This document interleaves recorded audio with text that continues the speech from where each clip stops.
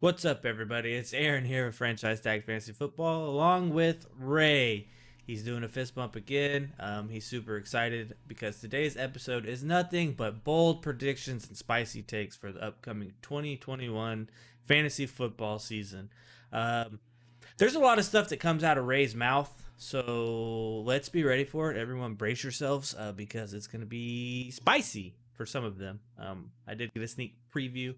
But anyways, guys, we are one subscriber away from hitting our sub goal to start the viewer league. So if you guys could, please tell your friends, tell whoever. Just as soon as we hit it, we will open up the pool and we will get a best ball league going for next season with a $50 gift card to the winner. It'll be a prepaid Visa gift card, so you can use it on whatever you want. We're not going to be like, oh, you have to use it here, you have to use it there. But anyways, with that being said, please like, subscribe, hit the notification bell. Leave comments. Let us know what you guys think. Give us some of your bold and spicy predictions for this year. So with that, I guess we can kick right off into it. Ray, what's going on? Look, we hit 1,000 views on the last episode. We're not talking about this. This is crazy. It's crazy. I appreciate everybody taking the time to, check out the show. But please hit that subscribe so we can get that 100 subscription. That's what we're trying to get to. I don't have that many spicy takes. I just spit hot fire, like Dylon. You stop it. You're not Spit hot fire. Stop it. Spit hot fire. So you want to get right into it, or you want to talk a little bit more? You want to tickle around the raw bone a little bit? Let's take a little. Let's talk a little bit. Let's just hang out, man. So I want to throw it out to the viewers. I heard a couple different sources talking about Joe Burrow and his projected day to come back in the first week of the season. Then I saw some other like medical stuff about it, like some doctors were talking about it on a podcast that I listened to on another show, and they were trying to say that his injury was like a 300-day injury. That's how long it takes to come back from his specific injury. Mm-hmm. But there is a 50-day window either way, really. And they were talking about they had an interview with his parents, that his parents went out there and talked to him and like hung out with him, and he wouldn't even take time to go get away from his rehab during that. So the guy's serious. He's gonna be back on week 1. That's my first spicy take. He'll be back week 1. So that's spicy. Yeah, spicy. I don't know. So he had his whole kneecap reconstructed. 300 days is roughly 10 months. And he got hurt week 4 or 6. I can't remember which week was it. I think it was 4. Yeah, he should be back. He'll be good. He might get back right by the time preseason games start to be able to work his way back in. If he gets into a preseason game, one preseason game at all, then you know that the team, already having so much money invested in this guy, they believe that he's going to be back that fast. So, that's a pretty good indicator. But if you're hearing in camp that he's not really taking snaps to the ones and stuff like that, then you can really know, like, hey, he's not going to be back before like week 4, week 6, somewhere around there, Yeah. Yeah, it's that 2-month lead time, plus or minus, that will really kill you. So yeah, it could be anywhere from 8 months anywhere to 12 months. News. Joey B. Obviously rookie training camps have started. So that's always news around the NFL. Watch out for the hype trains that you're going to see on Twitter and Facebook and Instagram from beat reporters and everything like that. And this channel, because I'm going to hype up Amari Rodgers every day of the week. Please just don't let Ray get to you. Whatever team you do follow, they are starting to bring in veterans and everything like that too, just strictly for depth pieces for the preseason, so people don't start freaking out of thinking people are going to get cut or this is going to affect fantasy this way or that way. You're not really going to know all the official stuff until around draft season, which is, for most people anywhere between week 2 of preseason right up to the weekend before week 1 of the NFL. So just be on your P's and Q's. Don't take everything with a grain of salt. So you got anything else? I do. So going back to Joe Burrow starting or not, how high are you on Joe Mixon? How high am I on Joe Mixon? Yeah. That face kind of tells me you're not really high on him at all. I would I'm say not if not high on him, but I'm not like, oh my god, he's gonna be a top 10. That's not me. I mean, he definitely has the talent to get there. And you think He does, about but they don't have the offensive line to put him there. if you got him in the third, would you be mad? No, Would you got him in the second? Would you be mad? be a little upset. Back into the second, and he is your running back too. Are you mad? I feel like there'd be different options there. I'm So cool with them there's as a something- flex play. We'll put it that way. I'm cool with them as a flex play. If he fell to you and you had a solid running back and receiver to start off the first two picks, and you got him in the third, I'm not mad at that either. I don't think that's bad. And I think that you could do a lot worse. You could do a lot worse, but yeah, I don't know. I mean, You could be like Devontae Freeman the year I drafted him. Way worse. he sounds to me like you have bad draft strategies. It sounds to Picks. me like when I first started, I was just doing silly things. You know, man, I feel that. When I first started, I didn't know what the hell I was doing. I'm gonna be honest with you. I was just winging it. Somehow I finished third my first season ever in fantasy football. I don't know if the people I played with were just that bad or what, but I was We like, just get lucky. or I'm just good at it. You know, who knows? Last year might say different, but I sold to win this year, so I don't know who you sold to. It's let's crazy. see what happens. Someone who backdoored me for an extra first round. You don't say. Is it me? Are you talking about me? I am talking about you. You know, we Oh my God. agree too much on this show. Number one, we agree too much. We are gonna start doing guest stars or guest appearances, I guess would be the way to do it, guys. So that way we can get a third opinion to either A, break up mine and Ray's opinion, or B, we can side with one another and then bully the other person into believing what we believe. Just kidding on that last part. But we do agree a little bit too much, so I'm gonna start just playing devil's advocate a lot. I'm with that. Cool. I'm with that. Cool. Because I do All have right. a lot of takes. All right, let's roll into this. I'm going to let you take the first take because I'm high on this man, but I'm not that high on this man. All right, so every year that the Steelers have been an organization, they want to hand the ball off to one guy and one guy only. That's what they've wanted to do for as long as I've been alive, 32-something years. So Najee Harris breaking to the top 10, I don't know if that's too spicy or not. I feel like that's where he should be. Top 10 running back, Najee Harris. To couple that with it, if he finishes somewhere in the top 10, I think he also wins Rookie of the Year. Offensive Rookie of the Year, sir. Even over Trevor Lawrence, Zach Wilson, it's really hard for people other than quarterbacks normally to win.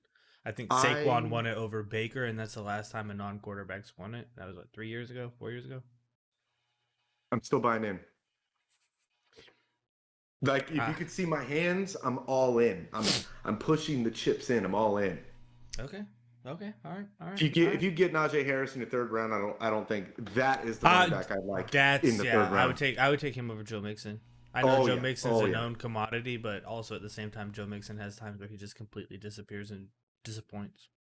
You want to know what's crazy is I really think by the time draft season comes around, Najee Harris is going to be coupled in the same tier as like a Cam Akers or Antonio Gibson. I think he'll be one tier below. Gibson. Maybe Gibson, but not. I think Akers is a tier above him. But I'm telling you right now, that hype train's leaving the station, baby, and I'm on. I got my tickets. So I'm gonna tell you. I think I told you this off camera about Jerry Jeudy with the Najee Harris thing. I would rather have Najee Harris on my roster and be wrong than not have him on my roster and be right. Mm-hmm. Wait. Yeah. I see what you're saying. What he's trying to say is that you don't want somebody else to have grabbed him and them be right. Yeah, you don't and want him be that. good. I don't want. Because Yeah. if they're right, they won your league. Most likely. Yeah, I guess in your case, I don't want him on my roster. I don't want him not on my roster and be good. I want him on my roster and be good. Or if he's on my roster and he's not good, cool. I'm okay with that. Whatever. I feel like we have a little tongue tickler right here. What's going on? We do. I just confused myself and I don't know why. That's what I get for staying up super late last night. So I'm gonna go ahead and take another one. I'm just gonna kind of jump around on this list if you don't mind, Ray. But I really want to take this one. Matthew Stafford will throw, and I'm going to change the stats here. He's going to Okay. have over 4,000 yards and 35 touchdowns. It's only 200 extra yards, plus there is an extra game this year. Look, I thought I was high with 3,800. I thought I was high with 35 touchdowns. I thought that Nope. was like you were gonna look at that and say, "Hey, why do you have so many numbers that are so high on this man's list?" No, Ray. You know why? Because when he was in Detroit, everyone knows that the Lions perennially suck all the time. He now has Cam Akers to come out of the backfield for a check down if he needs it. He now has Robert Woods. He now has Cooper Kupp. He now has, I think Van Jefferson's going to be pretty damn good too. Mhm. And then Tyler Higbee. He literally has more offensive weapons in this first season in LA than he's ever had in Detroit. People will say Golden Tate and Marvin Jones from what 4 years ago, 5 years ago. Okay, yeah, they were good, weren't they? He had two options in a crappy Detroit team, and they were good. They were good options. Now imagine he's in a good LA offense. Like, I can see it happening. Yeah, I can't get mad at that, and I do think that outside of the years that he had Calvin Johnson, this will probably be the best that he's looked. That is true. I forgot that he even had Calvin. That's how long it's been. Detroit made Calvin Cooper Johnson quit. Cooper Kupp is a far superior receiver than I think Golden Tate was at the time that he was with Detroit. Robert Woods is better in any day of the week than Marvin Jones has ever been. That's just all there is to it. Like Marvin Jones is pretty good, but pretty good as in like serviceable number 2 in somebody's offense. Now I guess he's like the 1B in Jacksonville, but you get what I'm saying. He's got a better set of a supporting cast around him. And if you really wanted to break it down, Cam Akers is probably the best running back he's ever had. Yes, I understand that he had Adrian Peterson. Yes, I understand that Adrian Peterson is a Hall of Famer, but he was not a Hall of Famer on Detroit's offense. That's true. That's what I was gonna say. I was Just thinking wanted to about make. it. I I, was I thinking felt, about it. I So felt, I felt the fans, I felt the listeners coming at me saying, "Hey, look here, dude." I was about to swear right there. Said I held yeah, myself. yeah. Look here, dude. They had Adrian Peterson. What are you talking about? Well, Adrian Peterson was a shell of his former self at that point. Yeah, but I think it's gonna happen because Matthew Stafford isn't a slouch at quarterback by any means. So that's just, and it is a bold prediction. So why not just throw it out there? If I'm right, I'm right. If I'm Go wrong, make fun of me next year. shoot it to the moon. Go ahead. I'm gonna go with the next one here. Logan Thomas cracking the top 5. Now we went over this in the tight end video. It ain't that hard to get there. It's just not. But I think Logan Thomas might be something a little special.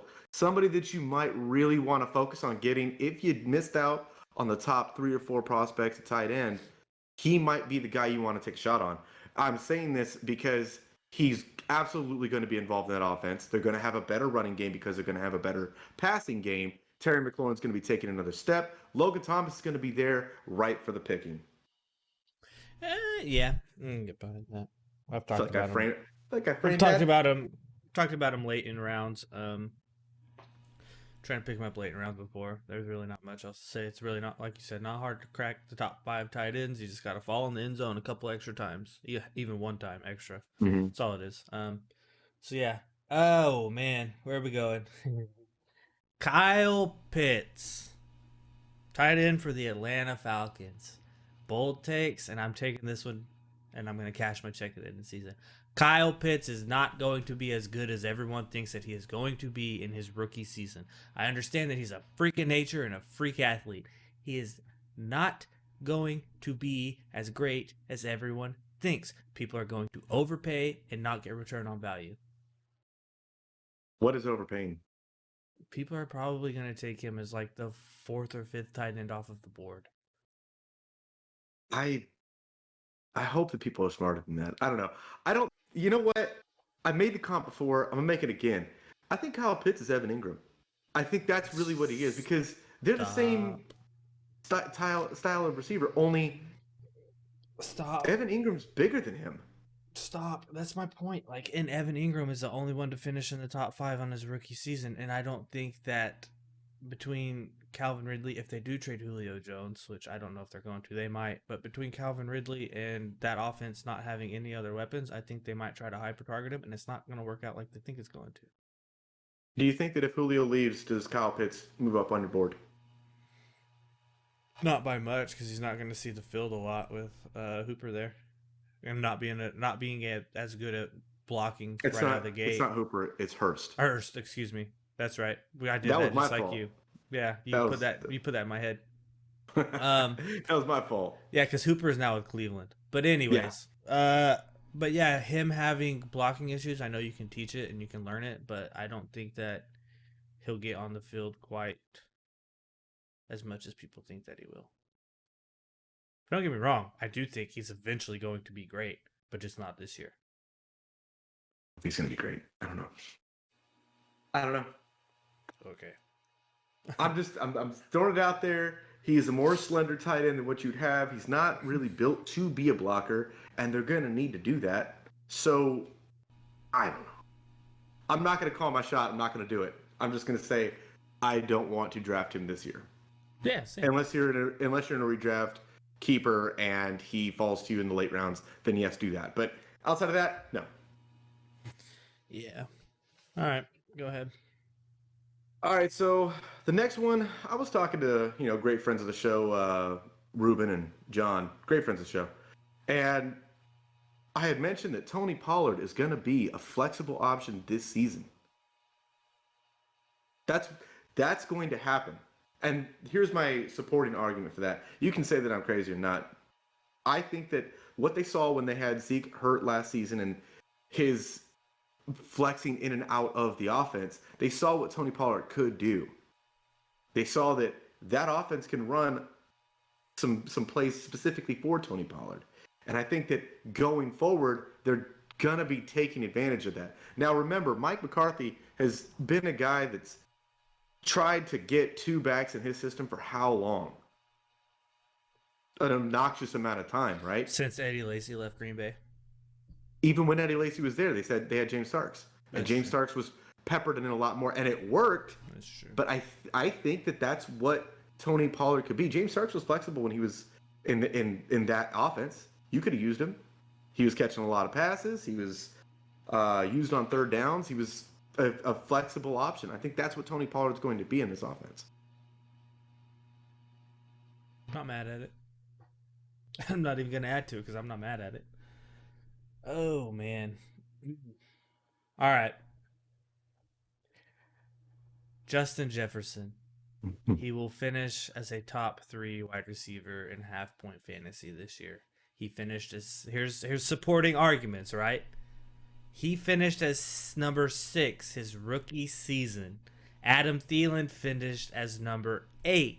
Adam Thielen had 14 touchdown receptions. I believe Justin Jefferson had, 6? I think it was 6. I would have to look, but I believe it was 6. So Thielen's touchdowns are going to go boop, and Jefferson's touchdowns are going to go boop. And that's how you're going to get the flip-flop. And he finished at 6 his rookie year. Over 1,000 yards receiving. I think he gets more targets, plus more red zone targets, which equals more touchdowns, which equates to higher up in a fantasy finish. I think I said this when we talked about receivers in our receiver video. I think I did say this, that Justin Jefferson has the opportunity, because of the lack of receptions to attempts, like the actual receptions he had got through those attempts, you could see room to grow. I think that every receiver that comes in a league, you can look at the statistics behind it, they start out with a lower reception total, even though they were getting peppered with targets. Some of them are.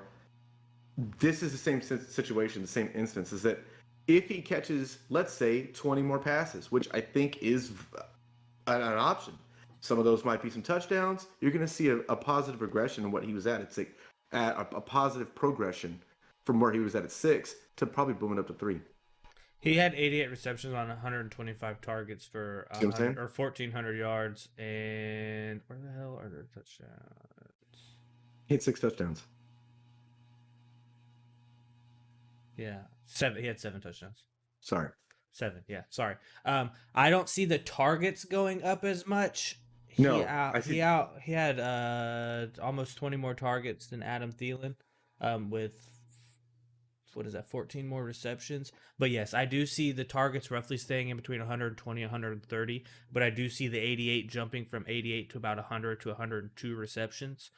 So that right there is about 12 to 15 more receptions, which you can figure would probably equate to about 100 more yards on the season, roughly, give or take, plus another, like I said, probably 3 to 4 touchdowns, which puts him in the double-digit touchdown range. Because Thielen is not. I like Thielen and late round value, like 4th, 5th round value, because Thielen's going to fall this year, right? Because everyone's going to want Justin Jefferson.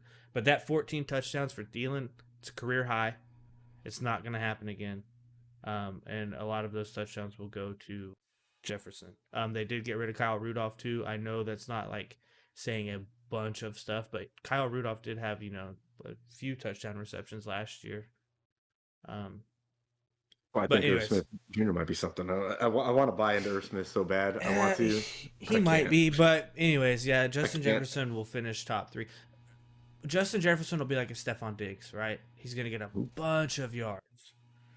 But once those touchdowns finally start to come along, that's when he's going to make that super jump. And I think next year those touchdowns will come along. My next one's a little more spicy than that. Go ahead. A.J. Brown as the receiver 1. Literally the receiver 1. How does he get there? The fact that he's the only man in town in that offense that can catch the ball that I care about is everything I need to see. Everything I need to know. He's the only man that I care about. You think he's a better number 1 than Davante Adams? Not necessarily in talent-wise. I think they're two completely different receivers. But I think that he has the potential to be the receiver 1. How does he get there? He's gonna have the same touchdown total, but his receptions are going to go up. This is now his 3rd year in the league, and like I just said, receptions tend to go up towards the amount of targets you're getting. They don't normally go down when you're seeing these superstars come out. So that's why I'm saying Justin Jefferson has an opportunity to get to 3 is because he didn't have a high reception total to the targets that he had. So hear me out to combat your argument here. Sure. That means Derrick Henry had 370 plus touches last year, right? That's not happening again. It's not, number 1, it's not happening again. I get it. So Derrick Henry's touches are probably going to go down to the 20-ish mark total. Let's call it 300. Let's call it 300. No, he'll be over 300 touches for sure. Okay. I'll say 325, right? We'll say that he loses 50 touches. That takes his yards down from 2,100 or whatever it was to, with Derrick Henry, about 1,650. It's a lot of yards. Derrick Henry's also getting the ball in the red zone, number 1. Therefore, you lose touchdown potential. Ryan Tannehill has to continue to be super efficient because A.J. Brown is the number 1 and really the only option. Therefore, he can get manned up, cornered with safety help over the top. Therefore, the deep ball's gone, right?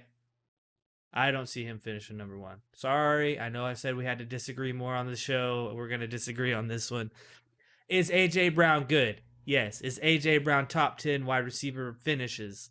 Yes. Is he number 1 overall finishes? No, because I think there are more wide receivers a la Davante Adams, who is the number 1, who triple coverage doesn't matter to him because he's that good, and Aaron Rodgers can literally put the ball anywhere that he wants and be hyper efficient. I don't think it's not a knock on A.J. Brown. I think it's more of a knock on Tannehill for me. I don't think that is possible for him. Okay. Ladies and gentlemen, right now, what I would like you to do is I'd like you to mark this down in your books, your calendars. I don't know, etch it in stone. Your boy Ray told you, just so you heard it on the internet. You know that everything you hear on the internet is true. A.J. Brown will be the receiver 1. He will be. Just remember that I said so it. In a fantasy draft, half-point fantasy draft, you would take A.J. Brown first off the board. No. Hold on. That's what you're saying. No, I'm not gonna. In a fantasy draft, I'm gonna take some running backs first and hope that I can get A.J. Brown. But I would take him first as a receiver overall over everybody else. I would. As a receiver, when I Okay. drafted a receiver, if I was drafting a receiver, I would take AJ Brown over everybody else. Okay.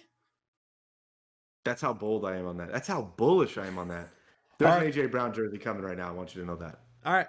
All right. I cannot wait for this season. God, I cannot wait. All right. So let me think of another one here. Yeah, I don't really like any of these other ones. Oh, I guess I did just. Nope, you did AJ Brown. I'm gonna give it to you. I'm gonna give you my top 5 running back finishes. All right, barring injury, if they all stay healthy for the whole year, this is how they're gonna go: CMC, Dalvin Cook, Derrick Henry, Antonio Gibson, Saquon Barkley. I think Cam Akers finishes 6. We'll put that on the record as well.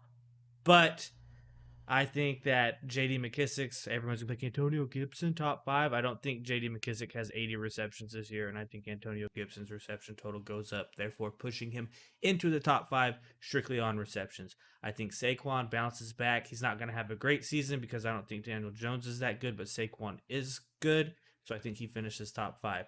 The first 3 that I said between CMC, Dalvin Cook, and Derrick Henry, I think everyone might be able to get behind on that one. Is that it? Are you done with this nonsense? Nonsense, excuse me. All right. So let me ask you a question. Where does Alvin Kamara finish for you? Ooh, I mean I that's feel good. personally offended That's right now. that's a good point, but I think he probably finishes 6 or 7, just Okay. because of the offense and quarterback. If Taysom Hill starts, obviously the red zone rushes are going to go down. Okay. Okay. How about Aaron Jones? Where does he finish for you? Top 10, Not in the 7 to 10 range, but like sixth.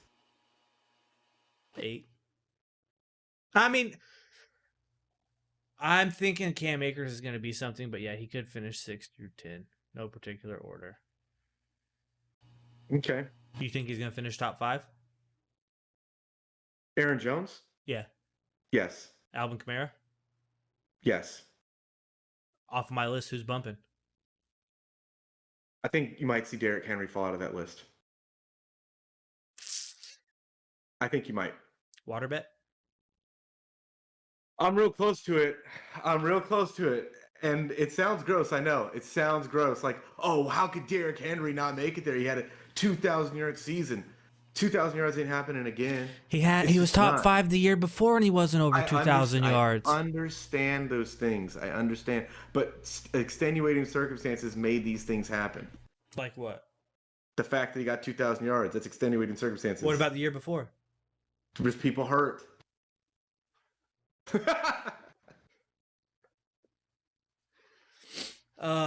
Anyways, all right. Did you want me to throw out my top 10 list? Because I gave you my bold ones for the top 5. We'll save that for another video. I'm really high on Gibson. You know that. You know that Gibson's my boy. But if he finishes in top 5, man, you could dump a water truck on me. I don't give a shit. He's not going to finish there. It's not going to happen. Okay. I can't believe you're making me hate this man already. I can't believe that. I can't hate him. I can't. I'm too high. Feels good. So, look, I've been hyping this man up since the beginning of this here endeavor, Aaron. Hyping him up to the moon. Trey Lance will start week 6. I mean, to be fair, Jimmy Garoppolo is probably going to get hurt again. Or they're going to realize that he's just a dumpster fire on wheels that they overpaid. I'm banking on one of those two things to happen to make this happen. I mean, it's your 2 options. I'm not going to lie. Jimmy G did decent in New England and fleeced everybody. And then San Francisco took the bait, paid him. He hasn't been good since. I believe just about every Niners fan that I know has called for Jimmy G's head the last 2 years because they say Jimmy G's trash. Can we get a new quarterback? Jimmy G's trash. Can we get a new quarterback? Really, the bar's here, and all Trey Lance has to do is just get the bar to here. That's it. He doesn't have to do a lot. That's what I'm saying. That's what I'm saying. When you're playing with the likes of Tyler Beathard because Jimmy G can't get it done or is hurt and not on the field, then the only place you have to go is up. I really like that that take though. I really do. I really think Trey Lance is going to start week 6, and you're going to start seeing like, hey, they got something in a dude out there in San Francisco or Santa Clarita, whichever one you want to really call it. Yeah, it's Because weird it's how their not, names the Niners yeah, were they don't moved really. from there, but I mean, I get it. Santa Clarita is a wild place too. Wild Is it? place. Is it? It was weird. Not not wild. We all went to a game out there, Packers Niners game, and it was some disturbing things were happening. I don't know if Josh is watching, but that lady was trying to feel you up over there in front of like 100,000 people. It was so weird. She got tackled by the cops. It's just a Uh, long story. Long story. Long story. oh man. Um, I'm gonna let you take your TB12 pick right now. This is the year that Tom Brady's wheels fall off. This is it. This is it right This here. this is the year, huh? This is the year. I don't think You it's want to this know? year. I think it's Would you next like year. to know why? Yeah, I want to know No. why you think this year. So when you were watching him at the beginning of the season, he still had a little bit of zip on the ball. He was still able to get the ball to places he needed to get to. Even against the Packers in the NFC Championship, and I understand this is heart wrenching for me. It breaks my heart to even talk about this game. None of the balls that he threw looked good at all. He should have had 7 interceptions that game. He didn't look good against Kansas City. It wasn't necessarily him that got the job done. I just don't think that it's going to be the same thing as what Peyton Manning did It's in his last year. in every Super Bowl that Tom Brady's won, except for the Atlanta one when he did drive a good comeback. It's never been Tom Brady that's won it. Adam Vinatieri, the defenses, like I mean, don't get me wrong, Tom Brady has six of them things, 7 of things. 7 of them things. Yeah, lost Um, count. yeah, like he's got 7 of them, but he's a good. Everyone will say the greatest of all time, the best one to ever do it, strictly because based upon his rings. Um, I mean, his stats do hold up, but let's be real, he's played like 7 extra seasons rather than everybody else too. But anyways, I'm not trying to knock on Tom Brady. He is good. He is good at what he does. But he's always had a good defense. I think their defense will carry him. You think that he'll fall off like Peyton Manning, where he's 3 touchdowns on 10 interceptions going into like week 5 and gets benched? I don't think it's going to be that drastic that fast, but I think that you're going to definitely see this season the cracks going to start showing, and you saw it in the playoffs. You witnessed it. He looked awful.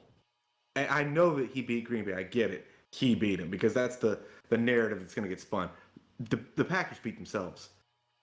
He beat Kansas City, but I mean, really, technically, Kansas he City beat. themselves. Technically, him and Scotty Miller beat Kevin King, and that was the game. I mean, yeah, So that and a lot of drop passes. But go home, you Kevin King. No one wants you on the roster. Anyways, continue. Then you look at the Kansas City game, and it really wasn't Tom Brady getting all this done. It was that defense that could just do whatever they wanted to that offensive line. And I understand that their defense is still going to be the same, but Tom Brady isn't. They returned 22 of 22 starters. That's all I'm gonna I know. say. That's That's all wild. I'm gonna say. And it doesn't matter if Tom Brady throws the ball 2 yards down the field like he's been known to do. He's gonna get it done. I don't think they win the Super Bowl again. No, but I don't think the wheels are gonna fall off for him this year. I think his Peyton Manning season on the Broncos is next year, 2022 season.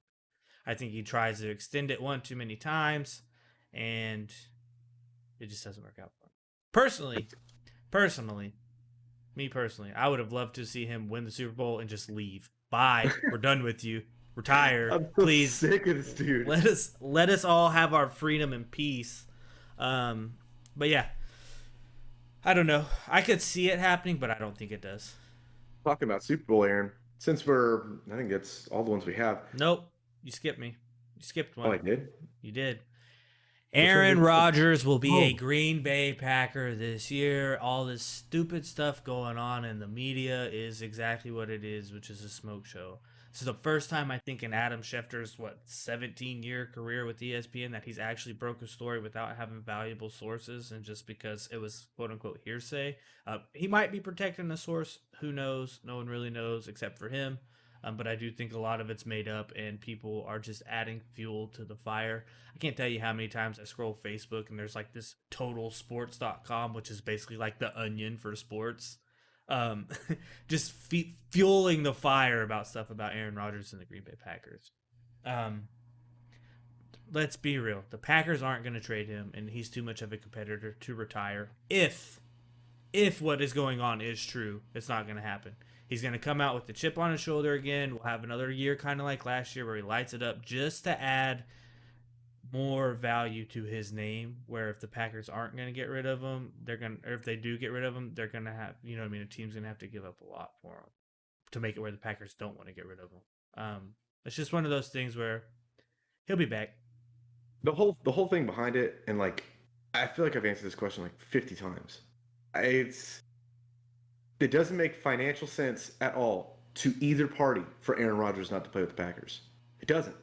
If the Packers traded him, they have $30 million in dead cap. That's a lot of money. If Aaron Rodgers retired, he has to pay back $30 million. $30 million. If he holds out, every game that he holds out is sitting around $850,000 every game that he sits out. Now, I understand that, like, Aaron Rodgers got a lot of money. I get it. But the man flies every year to collect his workout bonus that's $500,000. He flies from Southern California or Northern California. I don't know where his house is. I think it's Southern California. To Wisconsin to collect a $500,000 paycheck just for showing up. I don't buy that man is not going to show up for $800,000 plus every game that he doesn't want to play. I don't buy it. I don't either, but like I said, I think it's getting blown out of proportion, and everyone likes to do the hearsay and the talk about this, and it's the classic case of I read this on social media, but you didn't actually read the article. You just literally read the headline tag, and then you spin your own narrative about it. Mm-hmm. I think that's what it is. He will be back. Yes, is there probably animosity between Aaron Rodgers and the Packers organization? I believe so, but I don't believe it's against the whole Packers organization. I believe it's against Guntgun. Specifically, because you have, let's take for example, the Minnesota Vikings drafted a quarterback in the 3rd round this year. They called Kirk Cousins and told him and gave him a heads up, hey, we're taking a quarterback right here. And what's Kelly Mond? Is that his name? Mond? I think that's Kellen Mond? Yeah, Kellen. But they told him, Tom Brady, 2nd year with the Buccaneers. They drafted a quarterback. They called Tom Brady and told him and gave him a heads up, hey, we're drafting a quarterback right here. It's the sheer fact that Rodgers feels disrespected for not getting information or input or just being in the loop per se. That would be the only reason that there's animosity. But he'll be back. I don't think it's that big of a deal. I think, does he want a contract extension? Yes. Does he want more money? Not necessarily. He wants a contract extension just because, like he said before, he wants to finish his career out in Green Bay. Yeah, I don't know. I'm just tired of hearing about it, honestly. I'm sick and tired of hearing about it. That's my bold prediction. We might hear a little bit more about it, but he'll be back. I don't think he's going anywhere else. Anyways. Who's winning the Super Bowl, Aaron? Yeah, the last pick I'm going to give is the Super Bowl winners. And my Super Bowl winner is going to be... Do you want mine first or yours? No, go ahead. I'm waiting. The Buffalo Bills. They made it to the AFC Championship game last year. I think somehow, some way, if they could even get remnants of a little bit of a run game together, or where they could run in certain situations, I think that would help them a lot. And I think somehow, maybe by chance, Zach Moss makes it to where he's not fantasy good, but I'm talking actual NFL right now. He actually throws a few good NFL games together to help them win close games, like the championship game that they need to win to get to the Super Bowl. It's going to be Packers over Chiefs. That's all it is. I can't. The green blood in me won't let me. I 100% agree, but I didn't want the homer pick. I didn't want people to be like, oh, you guys are homers. I'm okay with that. I'm a homer. I buy that title. And plus, we both can't have both of us saying, oh, the Packers are going to win the Super Bowl. Yeah. So, but if it's not the Packers, then if I had to pick another team that was going to win the Super Bowl this year, Let's say Cleveland. Cleveland's gonna win it. Okay. There you go, Brownie fans. Okay. Okay. What did the Packers do to win the Super Bowl? What they did was they added a corner that I think can Said, what replace. do they do? Not what did. Oh, what do they do? Yeah. They play more competent, more heads-up football on third and long, and not give up touchdowns or drop interceptions in meaningful and impactful situations. What Those are about the things that you do. when they go back to back to back on interceptions and don't score any points? That too. Run the ball when you need to run the ball. I don't know why you wouldn't, because it was working throughout the first half of the game. We're not going to talk about this game anymore. I don't want to do it. It hurts my feelings. All right. We're not doing it anymore. I got the Bills. You got the Packers / Browns. Yeah. But yeah. So that's Super Bowl predictions. Let us hear your Super Bowl predictions. And don't be homers, guys. Be logical about it. Give us a valid take and argument. So yeah, just let us know. But yeah, like always, please like, subscribe. We are 1 subscriber away from hitting the goal to open up the Best Ball Fantasy League, or the Viewer League. So if we can hit that 1 sub, next episode we will give details about how to enter the said Best Ball League, and then we'll do a drawing. Depending on how many people we have entered and want to do the league, will determine the team sizes. So we'll do it that way. But as always, guys, please like, subscribe, hit the notification bell, share the podcast, leave some comments. Let us know, like I said, your bold takes / Super Bowl predictions. And until next time, guys, we will see you guys later.